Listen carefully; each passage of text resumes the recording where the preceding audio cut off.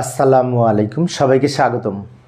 ICT বিষয়ের আমরা যখন লজিক ফাংশন থেকে লজিক গেট অঙ্কন করি, সেই ক্ষেত্রে যদি এই ধরনের ফাংশন থাকে, যেমন এখানে একটি সমীকরণে বলা আছে এক্স সমান এ ইন্টু বি, তার উপরে নট, তাহলে এই ইন্টু বলতে অ্যান্ড বোঝায়, আর অ্যান্ডের উপরে যদি নট থাকে তাহলে এটি ন্যান্ড গেট হবে। তাহলে আমরা এইভাবে পড়তে পারি এ ন্যান্ড বি।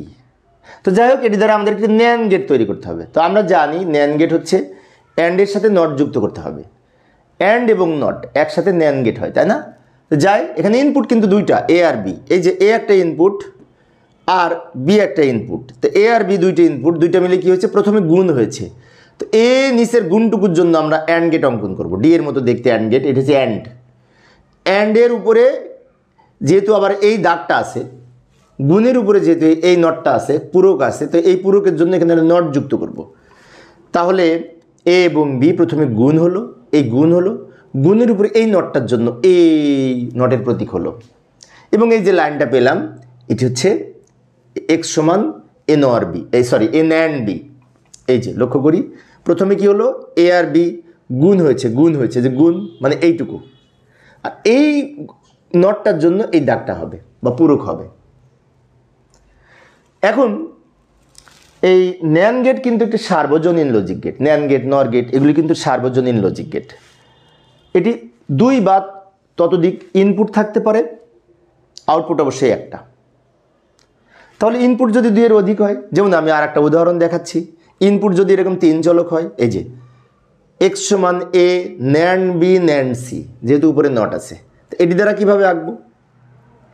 এই যে লক্ষ্য করি এ বি সি, এখানে তিনটি ইনপুট, তাহলে এ একটা ইনপুট, বি একটা ইনপুট এবং সি একটা ইনপুট, এবং এই তিনটা মিলে প্রথমে কি হয়েছে, গুণ হয়েছে, গুণ, এই যে নিচেরটা গুণ, তো গুণের জন্য অ্যান্ড গেট, ডি এর মতো দেখতে, এবং এই গুণের উপরে আবার এই নটটা যুক্ত হয়েছে, পূরক যুক্ত হয়েছে, সেজন্য এখানে নট যুক্ত করব। তাহলে এই যে লাইনটা বের হলো, এই লাইনটা কি হবে, এ বি সি প্রথমে গুণ হয়েছে, সেজন্য এক্স সমান এ বি সি, আবার এই গুণের উপরে কি হয়েছে, এই নটটা যুক্ত করার জন্য এখানে একটা লাইন বার হবে বা পূরক হবে।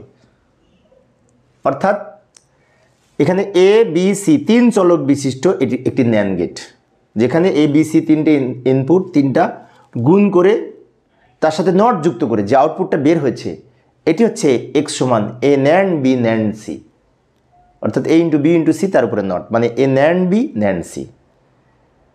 তো প্রিয় শিক্ষার্থী বন্ধুরা, আমি অবশ্যই শিক্ষার্থীদের অনুরোধে অল্প অল্প করে আলোচনা করি, যাতে শিক্ষার্থীরা বোরিং ফিল না করে। তো পরের ক্লাসে আরও যে সমস্ত এক্স অর, এক্স নর, এই সমস্ত গেট রয়েছে, আমি ধারাবাহিকভাবে আলোচনা করার চেষ্টা করব। দেখার আমন্ত্রণ রইল, অল্প সময়ের মধ্যে আলোচনা করব। খোদা হাফেজ।